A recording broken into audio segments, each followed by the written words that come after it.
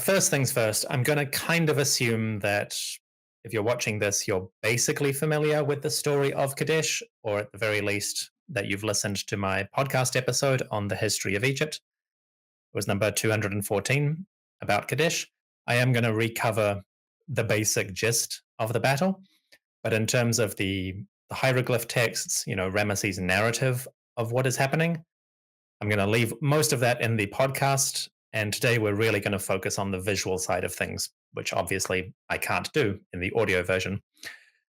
Classic image by an artist in the early 1900s about Ramesses in battle with his pet lion, who's down here in the center. I think Ramesses would have loved this kind of image of himself, which is why I included it. Just this idea of the pharaoh as the lone hero with his pet lion and his driver trampling everyone before him. He would have been 100% on board with that. All right. So we'll set the context for the art and what is actually happening in these kinds of images from a sort of iconographical and political religious perspective. We'll go through the battle, sort of blow by blow from the visual side of things. We'll talk a little bit about Muatali and how Ramesses depicts him, his terrible enemy from Hatti. We'll talk about Ramesses' armor, because there's actually some fun little archaeological and artistic stuff to talk about there. And we'll wrap up with a look at the chariots and the chariot battle as a concept, because for the most part, Kadesh probably was mainly a chariot battle. The infantry were involved, especially on the Egyptian side of things, but the Hittite infantry probably weren't as heavily engaged as the Egyptians. At least on the first day, most of the battle probably took place between the chariot divisions, so we'll focus on them. And, maybe in future we can talk about the infantry in the context of other battles of Ramesses II or kings who come later. Very quick geographical context. This is where Kadesh actually is. It's in the southwestern part of what is now the modern nation state of Syria. At the time, Kadesh is kind of what you'd call a border territory between the Hittite sphere of influence and the Egyptian. Obviously, we like to draw these kind of maps with these blobs, lines on them to give a sense of the territorial control. But for our imagination, it's best to think of these more as areas where the respective kings hold greater or lesser influence. The Egyptian pharaoh holds great influence over Canaan and up into southern Syria. The Hittite king holds great influence over most of Anatolia and into western and central Syria. They're not necessarily governing these territories directly. Well, we can cover that another time. But, it's not quite as clear-cut as these nice painted lines on a map. But Kadesh is a real pain in the neck for both sides, essentially. Before Ramesses II, his own father, Seti, had briefly, at least, captured or reconquered the city, bringing it into the Egyptian sphere of influence. But then, once again, the rulers of Kadesh, who were pretty powerful and influential within their region, even if they couldn't compete with the great empires, they went back to Hatti, essentially, and said, no, we're going to be your friends again. Bollocks to these pharaohs. So that's why Ramesses has to actually come to Kadesh to reassert the authority that his father had brought back and then had been rejected. Now I'm going to quickly run through the major temples where you'll actually find Kadesh in art, because when you see it in books, it can often be kind of disconnected from the monuments where it actually appears. Probably the one that most people are going to be familiar with and most likely to visit is Abu Simbel, the great temple that Ramesses established early in his reign. We don't have an exact date, but probably around year 5 or slightly earlier is when he starts this monument up. Takes about almost 20 years to build, or I should say carve, really. And then within one of the halls, the main hall just past this doorway, he puts up his one version of the Kadesh battle, and a really large and impressive one appears here. The next one is at the Ramesseum, which is on the west bank of Luxor. This is one of Ramesses' mortuary or memorial temples. He actually has several at different locations, but this is the best preserved and the most famous one, especially for its colossal statues, like the younger Memnon, which is now in the British Museum, or the collapsed Ozymandias Colossus that is still at the temple site. I'll probably do a live stream about the colossal statues in the future because there's a lot of really fun history around them. He puts two versions of Kadesh here on the first and second pylons, relatively similar in terms of the artistic composition, although they differ in their details. But this is where two additional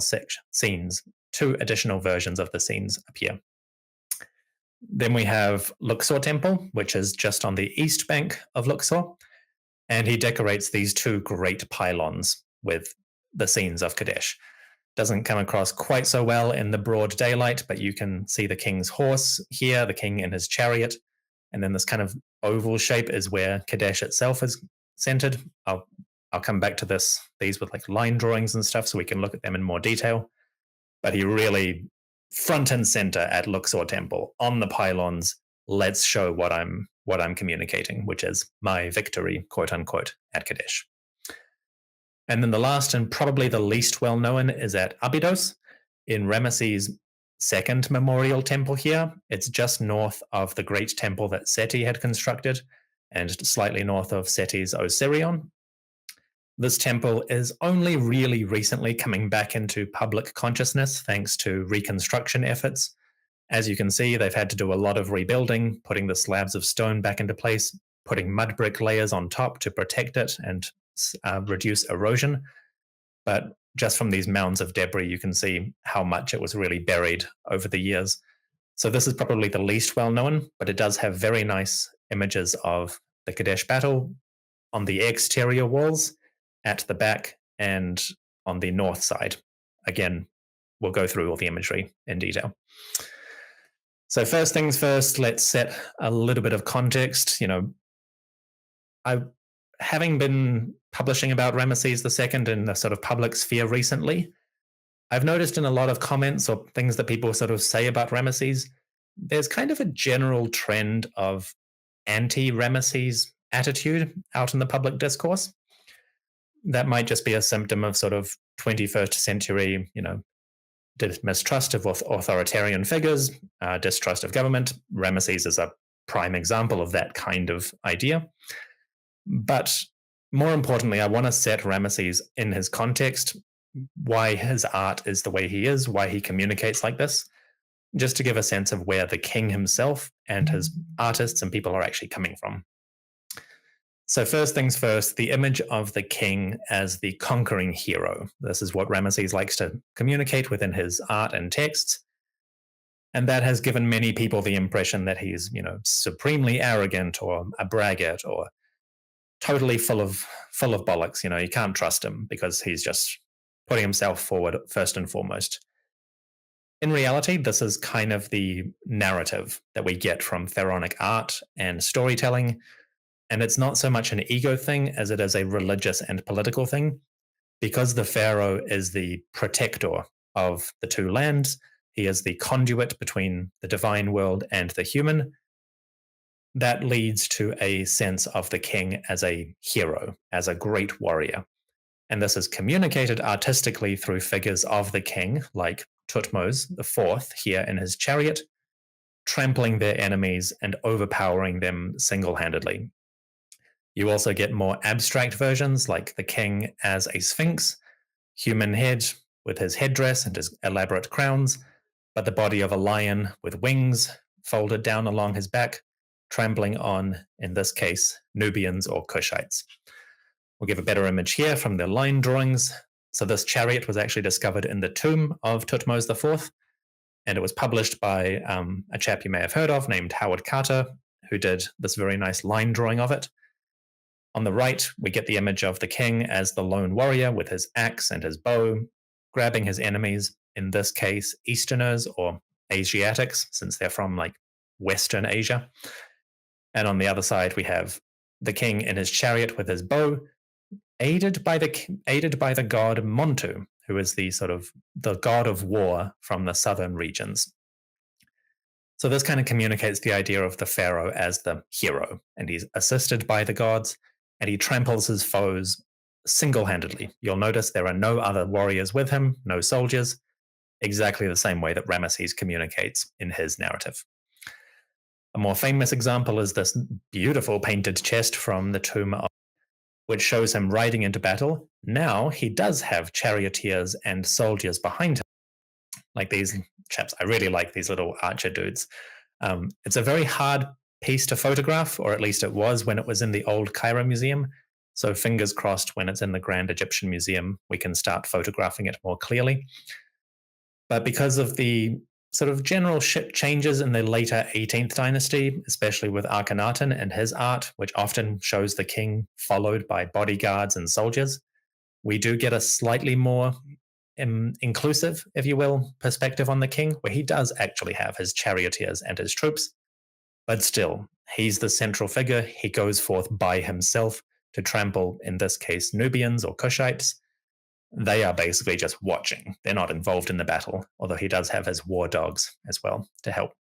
But this just communicates that idea that the imagery of the pharaoh functions like this as a warrior hero. So Ramesses is really not unique in the way he's doing this, even if the art that he commissions is on a scale that simply doesn't survive from these earlier rulers. He certainly goes bigger, and his temples have survived better. But what he actually does, who he is as a figure, is not that unique compared to others. And this is Ramesses' own father, Seti, on the walls of Karnak Temple, in this case, trampling Bedouin or Shasu from the Sinai and southern Canaanite region. Beautiful full color sort of copy restoration here, where again the king is just the largest figure driving into battle, trampling everyone before him.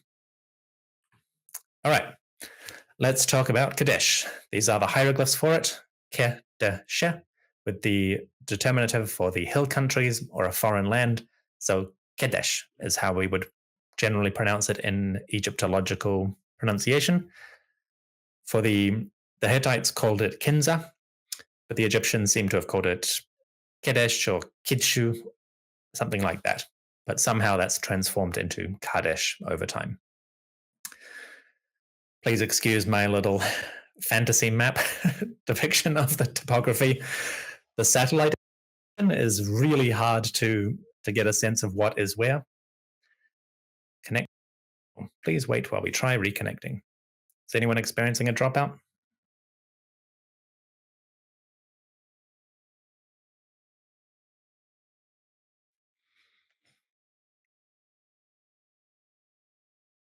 All right, hopefully it's all good. Let me know. I've got the live chat up, so let me know if there's any interruption. All right. So Kadesh is defined topographically by the Orontes River, which flows south to north. And then at this point, a small stream joins with the Orontes to form a confluence. And Kadesh itself is constructed in the apex of that meeting point.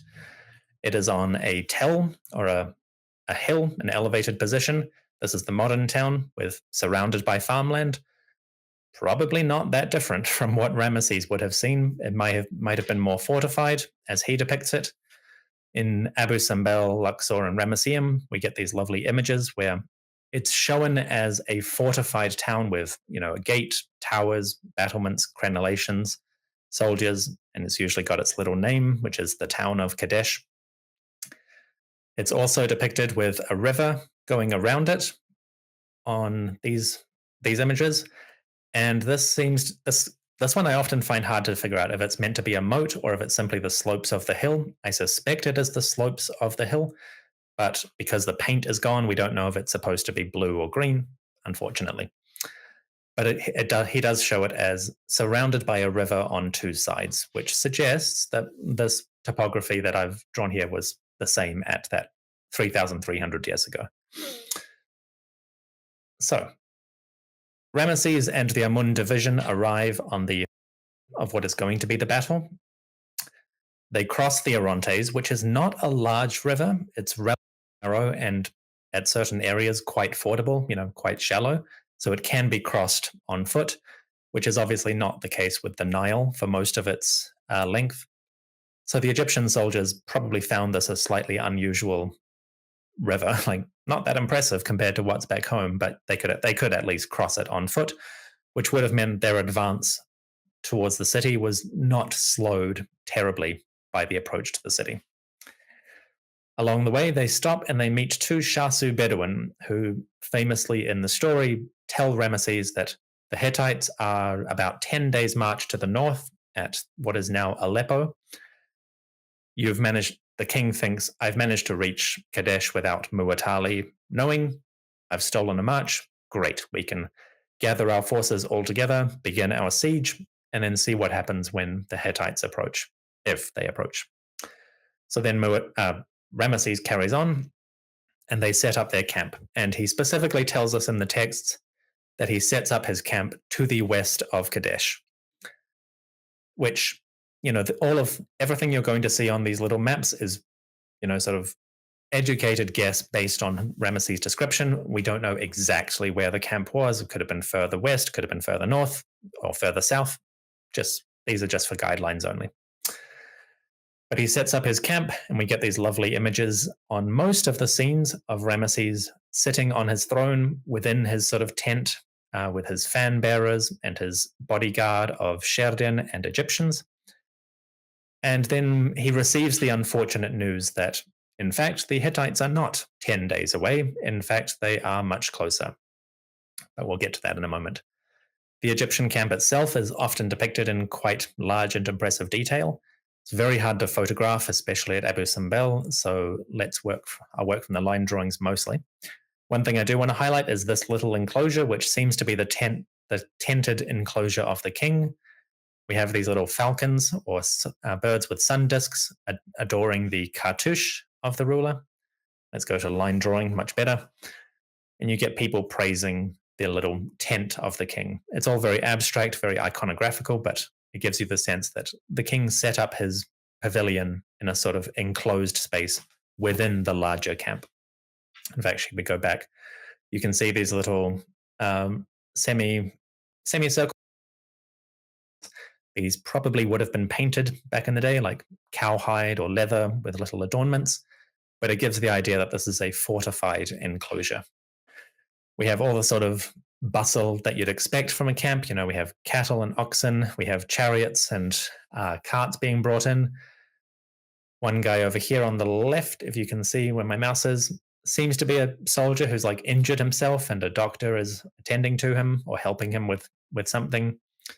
All these really cool little details that we often get in Egyptian art, especially from the New Kingdom.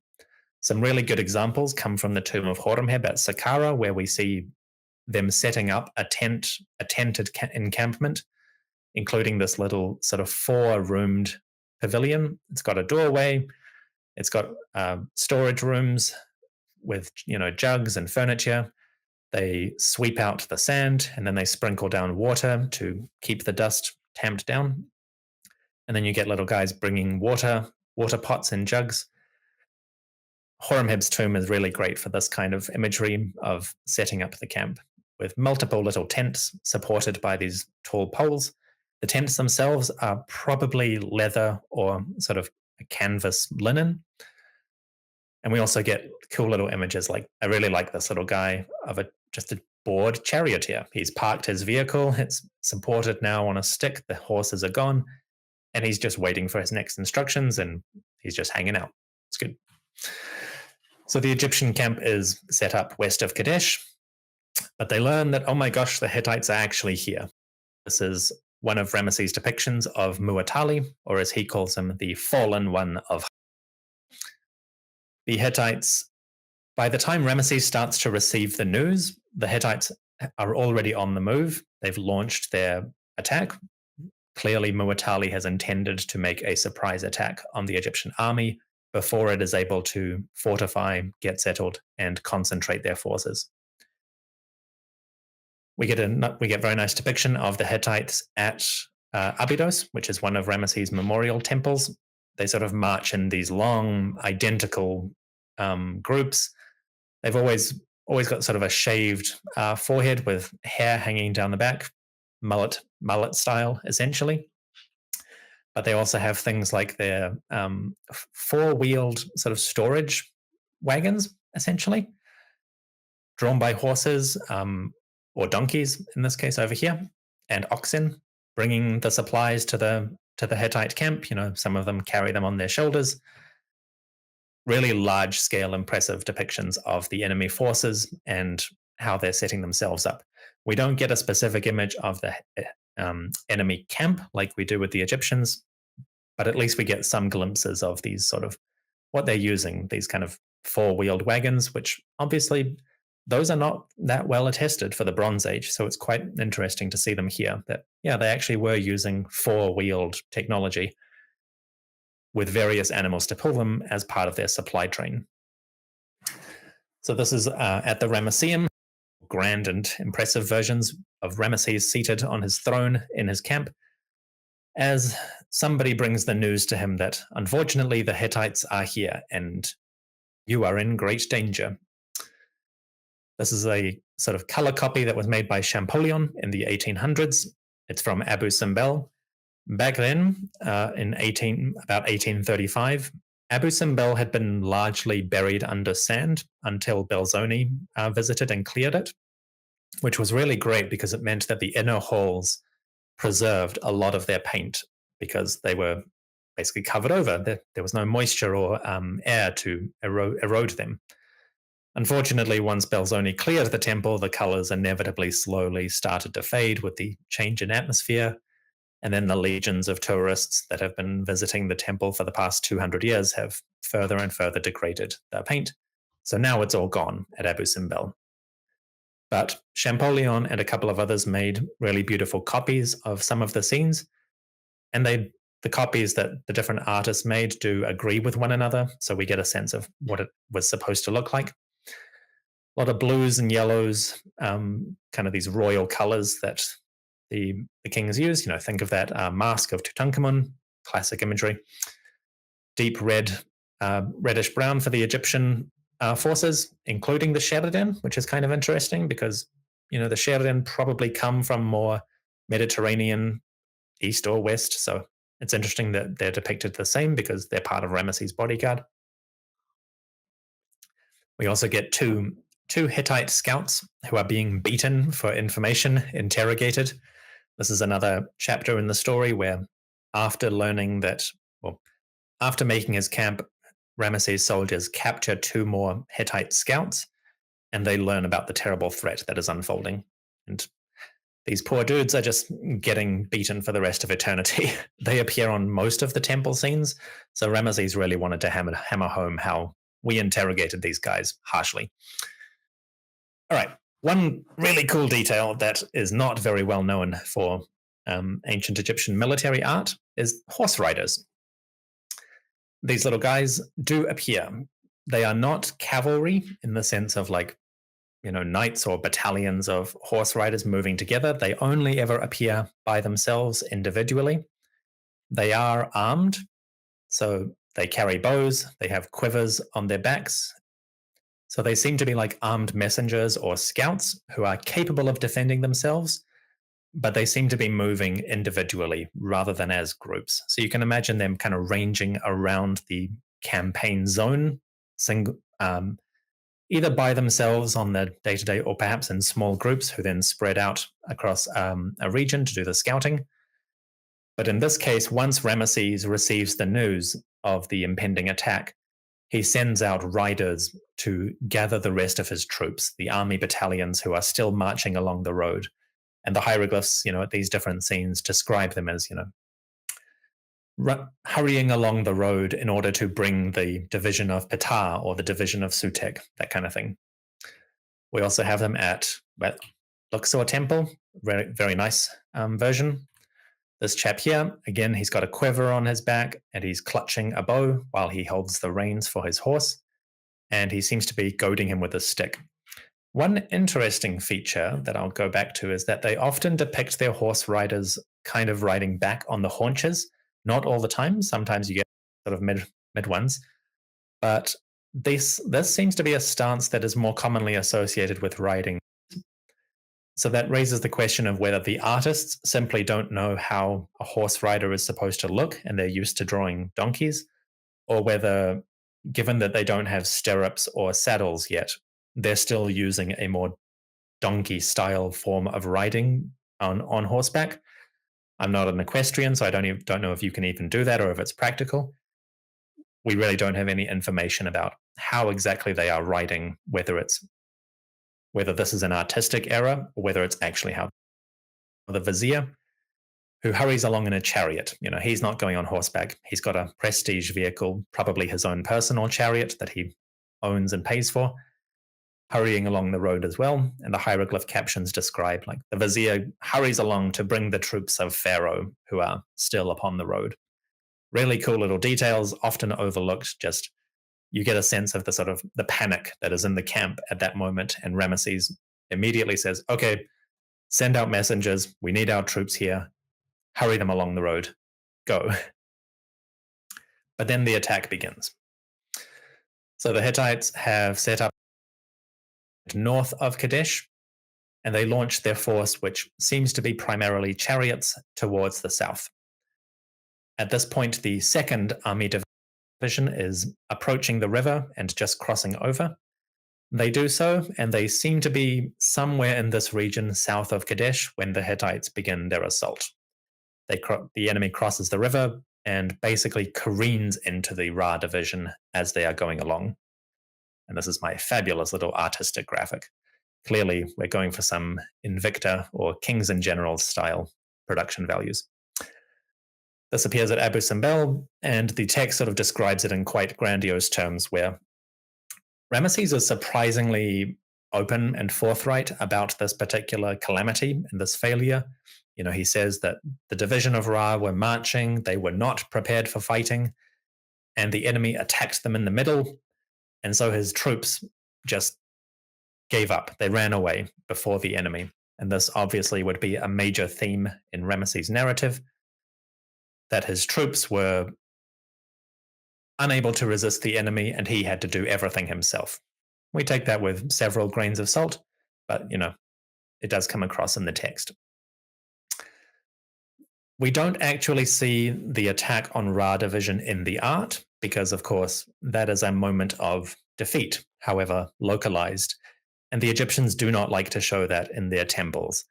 Not because, well, I guess partly because, it's embarrassing or shameful and they prefer to advertise victories, but also because the ancient Egyptian worldview has the logic that if you carve something into stone or if you put it in writing or in art, it has its own magical reality. So whatever you're going to show in art, it needs to be something that you are comfortable with that thing becoming supernaturally real. With that in mind, whenever you look at the art of any battle, not just Ramesses, you will very, very rarely, I actually can't think of a proper example, you will very rarely see an Egyptian soldier dying to an enemy. 99.99% of the time, it is the Egyptian soldiers killing their foes. And we get this in the chariot battle, where the Egyptian charioteers are on the left here, forward, and they're just shooting the Hittite charioteers down, basically. Almost, the arrows pierce their horses, they tumble over their carts, and they're just going down. While these guys, totally fine. Again, this is what I was talking about with the color copies based on Abu Simbel. We get a sense of the Hittites, who are presented as basically kind of more like Indo-European, Caucasian, if you will, given that they're coming from Anatolia. They wear sort of top knots or long hair flowing down the back. Again, all very stereotypical in the way that Egyptian art is. They don't tend to show individuals so much. It's just copy-paste different versions of Hittites. But there are 3 men to a chariot, which is something Ramesses mentions in the texts. And they have their distinctive shields, which are kind of figure 8 kind of thing. Have you ever watched that movie Troy? Achilles actually carries a shield basically of this design. The way they're drawn here seems to be almost like they're kind of wickerwork or perhaps covered in scales of bronze. We can come back to that a bit later. But we do know that from archaeological remains found at Ramesses, which is the great city Ramesses established in northern Egypt, archaeologists actually did find a stone mold that you would use in bronze working, which is in the shape of a Hittite shield. So basically, you pour the molten metal into this mold to give you a solid bronze shield of that design, which is really cool. I'll probably do a live stream about Ramesses at some point in the future because it's a very visual thing to discuss. But yeah, the Hittites seem to have carried these figure 8 shields, but also rectangular ones, as we'll see through the art generally. Anyway, this is from Abydos, where we get this really cool sort of topography of like the river Orontes, which cuts right through halfway through the battle scenes, but also divides it into 2 different phases. Where on the left we have the aftermath of the battle, but on the right we get these charioteers driving forward, to in this case the Hittites charging at their enemy. Here's a better example. You have the masses of Hittite infantry hanging out near Kadesh, but then the charioteers are just going full tilt towards the enemy. In this case would be towards the Egyptian camp. So Ra division scatters. They are out of the picture, at least for the first day. We assume that they regrouped after the battle, and Ramesses does say that the soldiers trickled back into camp shamefully. But then the Hittite chariots, they don't stop to destroy Ra division as far as Ramesses describes it. He basically says that they swept through Ra division, scattered it, completely obliterated its combat effectiveness, disorganized, disrupted. They're running for the hills. But then the chariots just carried on and swept north towards the Egyptian camp. They strike the Egyptian camp itself on the west side, as Ramesses describes it. And by this point, the Egyptians have probably set up a basic perimeter, like a fence or those shields that we saw at Abu Simbel. They've started to fortify, but clearly they're not fully encamped yet, because there are still 3 divisions upon the road. Either it's not clear whether they intended to have a single large camp for all the divisions, in which case that perimeter would have been much larger than the Amun division could defend by itself, or whether each division was going to make its own camp around Kadesh. I suspect the latter, because you'd probably want to have, a divisions cutting off access points to the city if you're intending to lay siege, but that's me speculating. So the Hittites burst into the camp, and we in the art, which is cool. Again, it's always focused on the Egyptians, overpowering them, but we do at least get a sense of the Hittites crashing in. Like, for instance, the shield barrier here, the shield itself is upside down, suggesting that it's been broken. And these particular charioteers are actually sons of Ramesses II, princes who are getting away from the battle, staying away from the fighting. But then you have a 3-man Hittite chariot up here in the top, crashing into the camp from the western side. We get it also really nicely illustrated at Luxor Temple, where they're sort of, again, they're plowing through. The shields stop abruptly, suggesting that this is the point where they've broken through the barrier, and the charioteers are driving in. Notably, though, the Egyptians are already fighting back and starting to drag them from their carts. This is a Hittite chariot with supposed to have 3 men, but now it's got 2, and they've dragged one down to attack them. These horses are completely separated from their cart because the Egyptians are already overpowering them. In reality, it was probably chaos, essentially.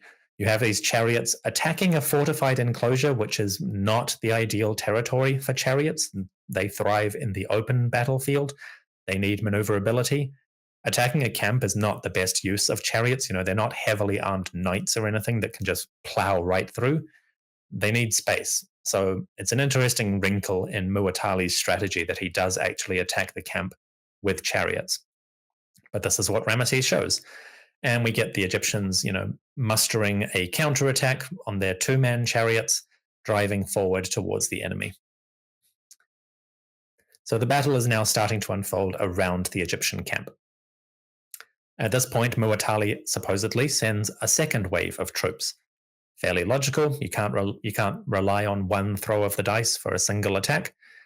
So the second wave, who probably set off soon after the first one, giving them a little bit of distance and space, come in to reinforce the initial attack and to provide extra ammunition, as it were. In terms of numbers, we don't have a specific set of numbers for the Hittite forces, although Ramesses' captions on the temple art do include groups that he numbers as like 18,000 men here, 19,000 men there. And then within the text itself, he describes there being 2,500 enemy chariots, each one having 3 men. So that would give you another 7,500 men. Do we accept those numbers as gospel? No, but it's not impossible that Muwatalli could muster a force this large. In the text, Ramesses describes that Muwatalli gathers vassals and allies from every corner of his empire and brings them to Kadesh. Now, whether that is just rhetoric to amplify Ramesses' victory or not, we'll probably never know for sure. But at the very least, the Hittiteologists or Hittite scholars that I've read, figures like Trevor Bryce and Richard Beale, both of whom have written about the military, both of their comments on the Kadesh battle say that it's feasible that Muwatalli could bring this many troops.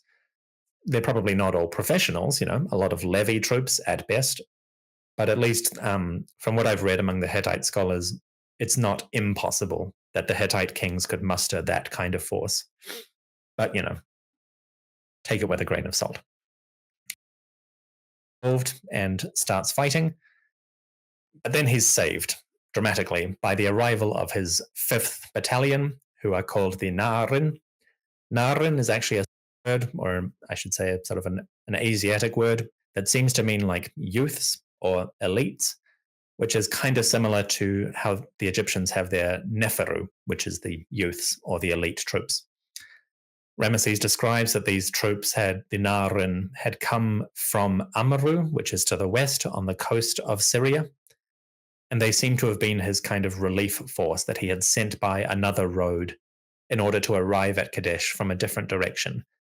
Maybe they were gathering allies and vassals along the way, mustering additional forces to bring to the battle, but they, according to the narrative, arrive just in time to save the Egyptians from the Hittite attack. These are the Naarin version of them, very finely carved, in this kind of very crisp style, which you don't get so much at Abu Simbel or the other ones. I think this is the best version. But they march in nice, tidy ranks. They carry things like the Kopesh sword. They also carry one-handed axes. And they probably had, at least in other depictions, they carry spears or bows. So, they're armed with a variety of weapons, but they're coming forth en masse, and they all carry these very large shields. There is also a chariot force accompanying them, which again, I think gives credence to the idea that they're not just Egyptians, they are also troops from Byblos or Canaan generally, like Tyre, Ashkelon, that kind of region, gathered up as vassals and brought by the Western Road.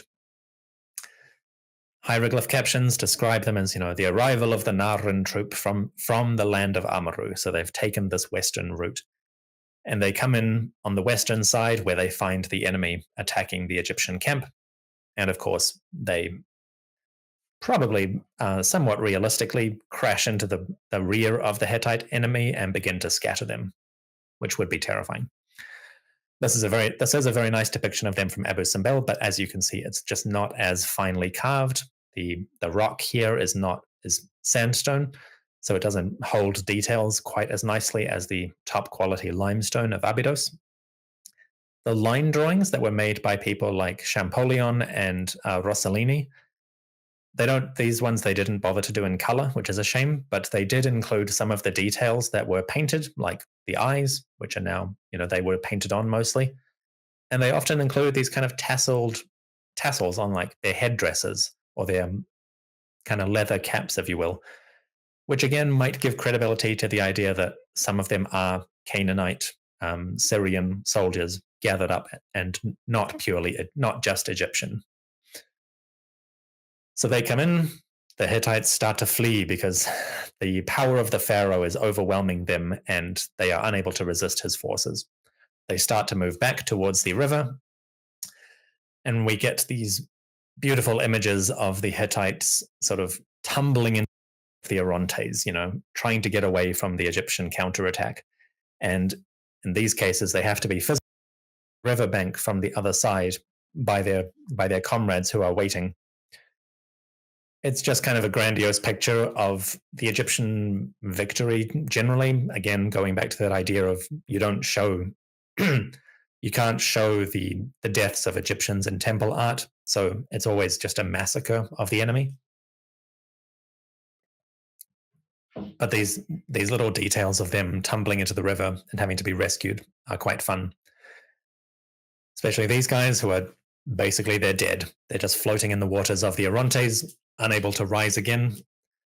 For the Egyptians, that would be quite an unpleasant way to die from their perspective. The underworld texts of the time often categorize the ones who have drowned as a very sad, lowly part of the underworld.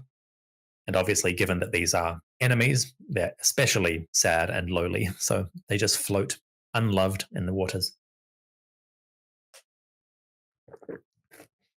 One of the really fun details is from the Ramesseum, or from a couple of the temple scenes actually, where we get this guy who's being held upside down and sort of shaken about by his comrades. According to the hieroglyphs, this is the ruler of Aleppo, or the wretched prince of Aleppo, as Ramesses calls him. This is the place where Ramesses thought the Hittites were camping to the north, about 10 days away. The ruler of Aleppo was a Hittite vassal, had been for generations, so he was really properly an enemy, part of the enemy camp. But according to Ramesses' narrative, or the art, this particular ruler jumped into the water, had to be rescued, and was kind of so waterlogged or had swallowed so much water that they had to turn him over and shake him about to get the water out. And the hieroglyphs actually describe him as the wretched ruler of Aleppo being emptied of water, which is quite fun. This is from Luxor. Luxor is probably the least well studied of the temple scenes because it's been a tourist destination for such. Nobody's really done the epigraphy on the pylons, so we only have these lower quality images. But I really like this guy. These charioteers who are fleeing into the citadel of Kadesh as Ramesses over to the right is, launching his attack, his counterattack. And the artist has shown them sort of disappearing into the gate or behind the walls, communicating the fact that as the Hittites are fleeing, at least some of them, perhaps the contingent that was actually from Kadesh, retreat into the city itself. And then we get really fun details like this, which is in the center here, we have Egyptian soldiers, an Egyptian soldier spearing a Hittite right through the collarbone or through the neck, potentially going all the way through his torso, a very unpleasant way to go. I think there was a character on Game of Thrones who died like that, and it was really bloody and brutal. We also have two of these guys with the little caps with the horns and their big round shields. These are the Sherden warriors. This is one of them from Total War Pharaoh. And they are cutting off the hands of their enemy in order to count the enemy dead. We know from Egyptian texts, like the biography of Ahmose, the son of Ibana, that Egyptian soldiers would cut off the hands of a foe and present them at the end of the battle to show that they had individually killed an enemy warrior, and they would be rewarded for it. Kind of like a battlefield bounty, if you will. So quite bloody and brutal, and he's kind of going right through the wrist with his straight-bladed sword, often called a nawe type sword, speculated to be. But these fun little details show up in the battle art. So the first day ends with the Hittites retreating, supposedly, but we do get a second. We don't hear that much about it in the narrative. It's like paragraphs compared to the 50 paragraphs of the first day.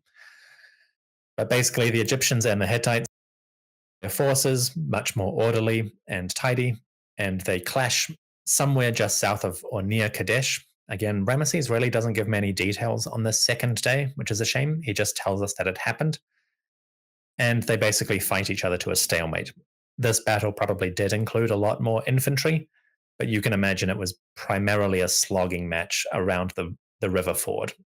I doubt that either side really had much room to maneuver because it was in the Hittites' best interests to hold that ford so that the Egyptians couldn't come around on them. But it was in the Egyptians' best interests to not let the Hittites manage to do what they had done again by encircling them.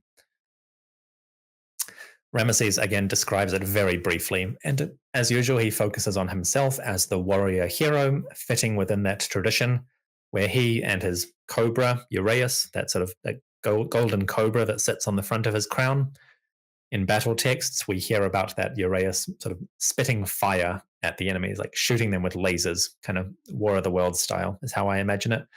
But he describes that as the sort of killing his foes single-handedly, as usual. He barely mentions his soldiers at all. But again, that is part of the tradition of the warrior hero, which is the pharaoh. By this point, strategically, we can figure out that other divisions like Ptah would have been reaching the battlefield. So at this point, the Hittites are probably starting to lose their advantage. They might still have greater numbers if we take Ramesses' suggestion at face value, but they've lost the element of surprise. They've clearly, on the first day, their attacks scattered the Ra division but did not destroy it. They probably inflicted quite a few casualties at the camp, but not necessarily that many, given that the chariots were fighting within an enclosed space, not ideal for their use. It's possible that by this point, the Hittites did actually have something of a reasonably bloody nose. I think the fact that Muwatalli pulls off a surprise attack is certainly very admirable and should be recognized. But people often give a little bit too much weight to that aspect, because when you start to work through the logistics of what Muwatalli is actually trying to do, to sort of send this chariot force to the Egyptian camp and presumably capture or kill Ramesses, or at least force him off the battlefield, force him to flee. He doesn't achieve that. He scatters one army division, Ra, but they're not dead. They can regroup. He kills a few of the Amun division at the Egyptian camp, but then his forces are pushed back, potentially in quite a costly manner. So I think at this point, the battle really reaches essentially a stalemate. The Egyptians hold their own on day one, which is nothing to be sneezed at. But on day two, neither side can gain advantage. They're stuck, basically. And so eventually they withdraw. We get this tale in the narrative that Ramesses receives a peace overture from Muwatalli, who says, "Clearly, you're the greater king. You're the very best. Let's both withdraw and call it a day." We don't really believe that. Muwatalli might very well have sent a message saying, "We're not achieving anything here. Let's both just step back with our honor intact, and we'll sort this out at a later date or by other means." But that's how the second day, and thus the Battle of Kadesh, actually ends, basically in a stalemate. So what happens after? Well, as I sort of showed you earlier, we have this image of the Egyptian soldiers from texts and art cutting off the hands of their enemies. And we get the best example of this from Abydos, where you have an enormous figure of the king himself seated upon his chariot. The chariot is facing this way. Here's his foot. He's perching on the rim of the chariot, of the cart, and facing backwards, so his horses are behind him, using it like a portable throne, if you will. And then rank upon rank of enemy prisoners come forth, and Egyptian scribes deposit hands. Piles and piles of enemy hands. Count and tabulate, and the court officials, raise their hands in the which is dua or praise. So, this is kind of like a large hieroglyph praising the king for his great victory, while the artists are making the scribes are making their notes of how many are dead, how many have we managed to kill. And it's quite grisly when you really think about it, but they're clutching the hands by the thumbs in order to deposit them on the battlefield, and the pile just grows higher and higher. And you also get a sense that at some point the sculptor loses interest a little bit in what he's doing. In the center of the pile, they're very nicely carved hands, very well defined. By the time he reaches the top, he's kind of just chiseling these thin little fingers. Can't be bothered. The light is failing. He's tired. He wants to go home. I like little details like this where you can track the attitude and the exhaustion of the artist as they go. Just tabulating the results. Scribe, he's got it's either a scroll or like a wooden palette kind of thing, and he's writing with his reed pen to tabulate it up. We get the same thing at Abu Simbel, although the piles are much smaller. It's clumps that are carved on the walls, but again, the same praise. This time, instead, we get hech, which is, or ches, which is like praise, another form of praise. And then we get long lines of prisoners coming before the king. So Muatali, the wretched enemy from Hati, he does appear in the temple art, although always in a very consistent fashion. Here is the figure from Abydos. Naturally, because fate is fickle, we've lost the upper blocks, which would have actually shown his head and his upper body. But we know it's him because of the hieroglyphs here, which are Pacher and Cheta, which is the fallen one of Hati. He stands in his chariot. You'll notice that his troops are behind him. They are looking backwards behind them. The figure of Ramesses would have been to the right of this, charging towards the enemy, and they are moving away from Ramesses, which is quite a consistent part of the depiction. At Abydos, we get that version. At Luxor, the same, with the same orientation. At Ramesseum, we get the same. He's moving away from the king's chariot who is charging. Every time you see him, the Hittite is always moving in the opposite direction of where Ramesses is charging. Because, again, this is temple art. It is supposed to communicate an eternal image of victory, one that has its own magical properties because it is carved in stone, in art. The Hittite enemy will always be a loser. He will always be running away because now it is carved in stone. And, when you think about it in sort of historiographical terms, that is kind of the image that has survived. We don't have very many images of Muatali, or any as far as I'm aware, maybe one. We have more images of Muatali from Ramesses temples than we do actually from Hati. So credit where credit is due. The pharaoh did win that particular aspect of it. But to go back to the point, Muatali is contrasted very strongly with Ramesses, the warrior hero. Ramesses is always the largest figure in any section, just like every other pharaoh before, and he's always riding alone, full tilt into the enemy. Muatali, by contrast, is always very small, and he's always surrounded by troops. He's not a brave warrior. He's not a hero. He needs to be protected by his bodyguard because he can't do it on his own. And he's always turning away from the pharaoh. He's always cringing and fearful, which is what the hieroglyph captions here describe him as. They say he's the fallen one of Hati, turning away in fear of his majesty, Ramesses. So this all kind of wraps up together in that temple art, that image of victory, which is so important to both the Egyptian attitude towards carving these scenes and for Ramesses himself. This is a much better illustration of what I was talking about. Ramesses, very large, in control, by himself, surrounded by his troops, fleeing.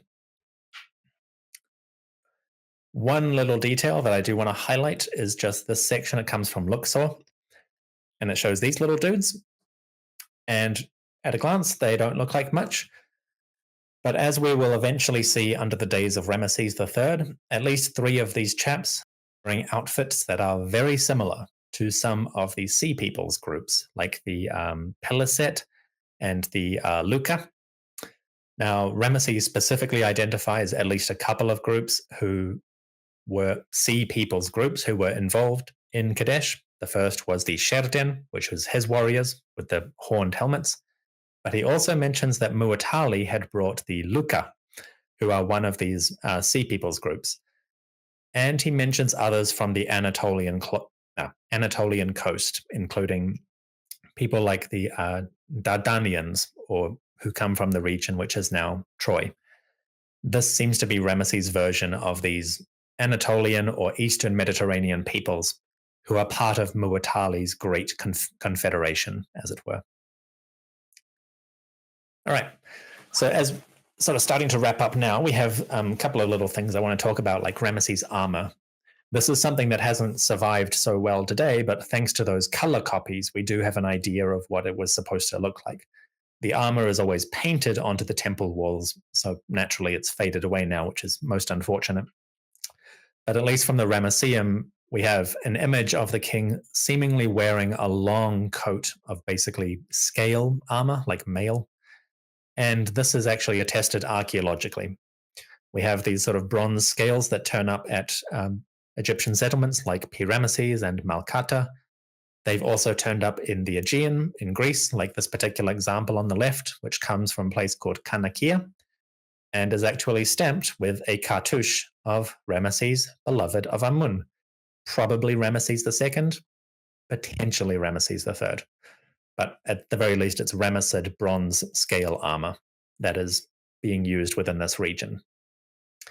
We also have originally it was complete set from the tomb of Tutankhamun, which, based on the reconstruction, seems to have been worn like this, kind of a long thigh-length cuirass, which covers the king, but also gives him a great deal of flexibility. And this is something that is kind of important to remember with the way they're thinking about their armor. The Egyptian nobility and the pharaohs, the elites, they are first and foremost chariot archers. They're not so much melee troops. They prefer to fight at a distance, at high speed, with bow and arrow. Armor like this gives you a lot more flexibility in turning your body back and forth, aiming your bow, aiming your weapon, than something like a leather or bronze cuirass would.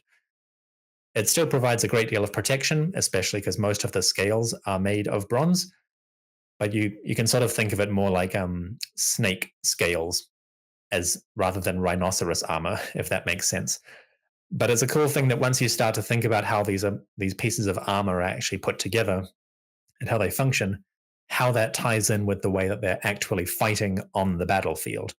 They don't just want protection, they want maneuverability and flexibility. And it's so wonderful that we have examples like this from the tomb of Tutankhamun, where we can actually reconstruct it and say, this is how it works.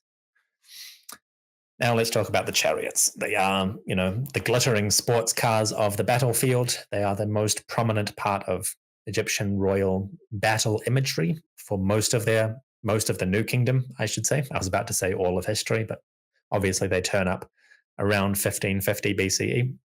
Anyway, Ramesses gives us really nice images of his chariots and others from the battles. He depicts his chariot quite consistently as this sort of gold and blue affair with multiple quivers for javelins and bows, or arrows, I should say. And he's always got this lion-shaped quiver on the side of his chariot. Whether it's actually a quiver in the shape of a lion or just a lion adornment on the side of his chariot, we can't quite say for sure.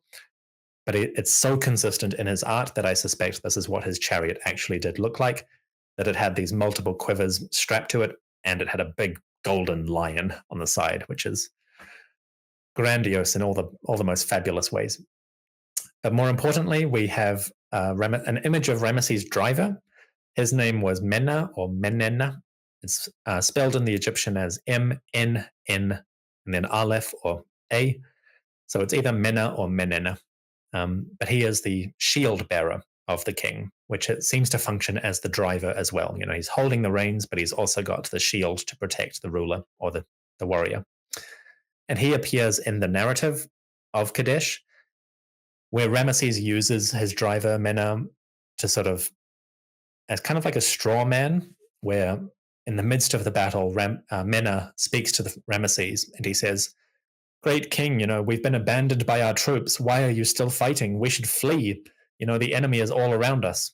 And so naturally, Ramesses is able to respond to that and say, "Menna, don't be a coward. My troops might have abandoned me, but I'm not going to abandon them. I'm a hero. I'll win." So even though the hieroglyphs in the art don't label this guy as Mena. The fact that this is the driver of the chariot tells us that it is Mena. We also have the chariot team, whom Ramesses does name, and he really loves these horses. He mentions them specifically in the battle narrative multiple times. Then the names of the two horses were Victory in Waset and Moot is Content. And at the end of the battle narrative, he singles out these horses and he says, "All of my troops abandoned me. Everyone left me alone, except for my horses. They were loyal. They stuck by me. And in recognition, I, the Pharaoh, will always go to the stables to feed them myself whenever I'm in the palace." So it's kind of this wonderful detail where Ramesses really liked his horses. Moot is Content and Victory in Waset. And they're consistently named on all of the temple reliefs. So I think we can take that at his word. He really liked those two animals, which is cool. As for the chariots themselves, we have several examples do survive from tombs, especially in the 18th dynasty. This is from a high-ranking courtier named Yuya, who was the great-great-uncle of Tutankhamun, probably. He was the father-in-law of Amenhotep III, who might be Tutankhamun's grandfather. Yuya, his tomb, was discovered intact in the Valley of the Kings, and he had this beautiful chariot, adorned with gold, made of high-quality cedar wood. Basically the ancient equivalent of like a Maserati, I guess, or whatever sports car you especially like. Cool details that it has, like the body is covered with leather, much lighter, obviously, than wood, but still providing a good deal of protection. And they even have tires. They use these raw hide tires, which they stretch around the circumference of the wheel. Pardon me. And then they wet it to make it, and as it dries, it constricts. So it goes tightly around the wheel and provides cushioning and thus more stability for the rider, which is just a really cool detail. You don't really think of chariots having tires, but they do. At least the Egyptian ones do. Someone did in the 90s, this was around 2013. They tested making a chariot by Egyptian methods, and they did like sort of speed tests on them on open field. And granted, with one driver instead of two riders, they could achieve like 24 miles an hour. So these things could actually go at a reasonable clip if they're in ideal territory, which is nice and flat and sandy.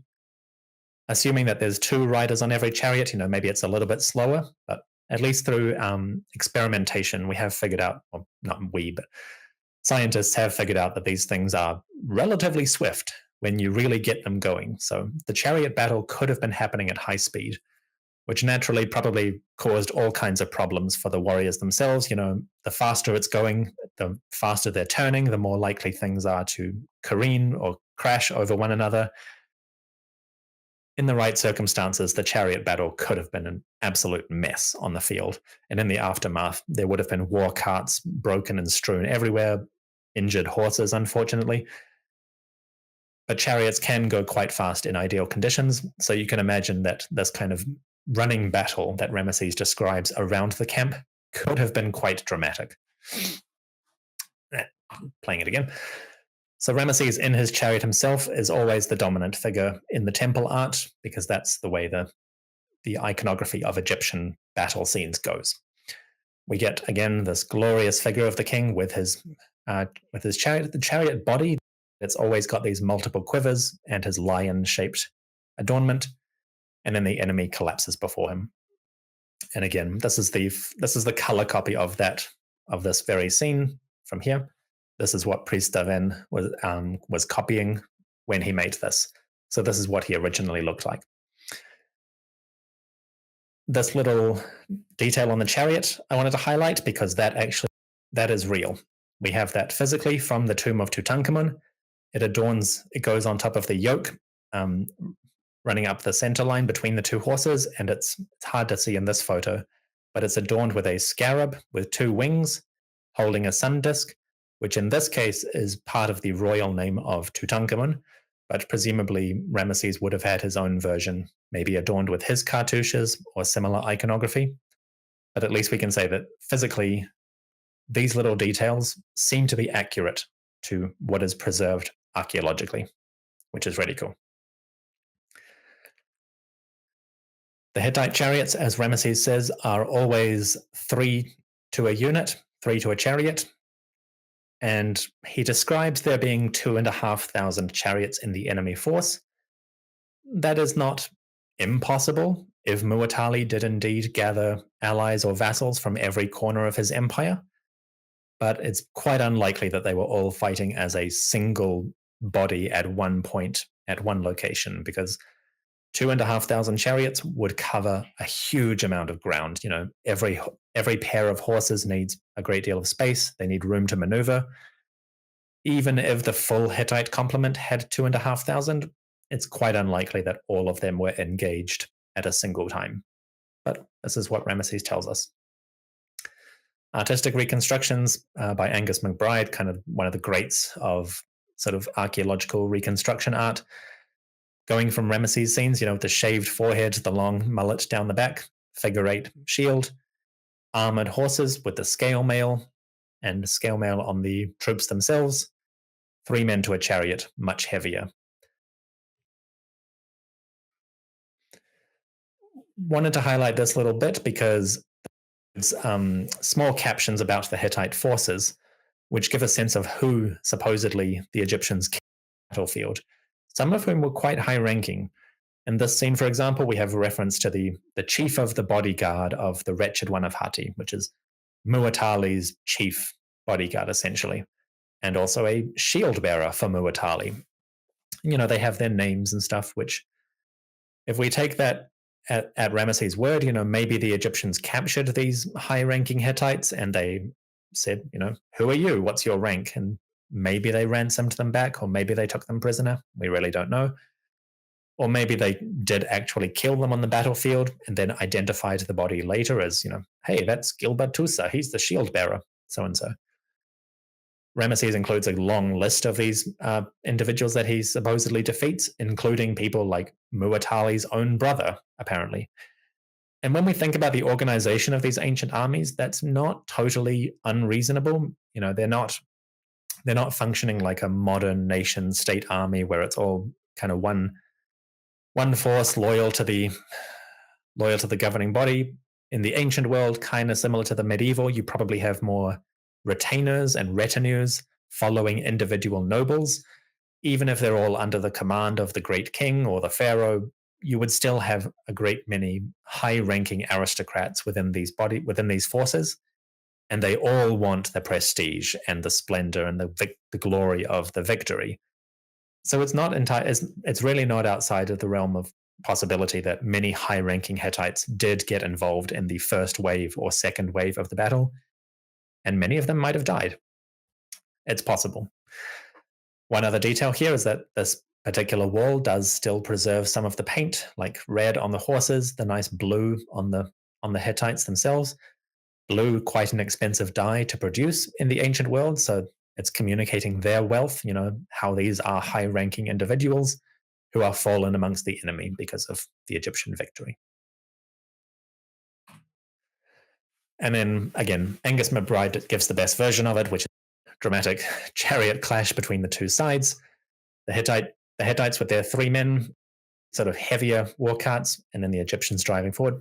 Ramesses would have loved this, so it's a nice way to close out. One version of this battle scene as a really nice way to show how you can actually read Egyptian royal art. So you might have heard that when you're reading hieroglyphs, one of the best ways to find out which direction you're supposed to read the hieroglyph is check for the direction which, like, the birds or the humans are looking. If they are looking towards one direction, you look towards their face and you read from that case. In this example, we have Ramesses sitting here. He's the dominant figure and he faces this direction. So we are reading from right to left. We can also, to some degree, read the battle in that direction and even kind of match it up geographically with what actually happened at Kadesh. So, for example, Ramesses tells us that the Egyptian camp was set up on the west side of Kadesh. So, at Abu Simbel and at all of the temples, to the best of my memory, you will find the Egyptian camp slightly west of center. according to the local orientation. The king, whose tent seems to be in the eastern quadrant, if you're going by that, he appears to the eastern side.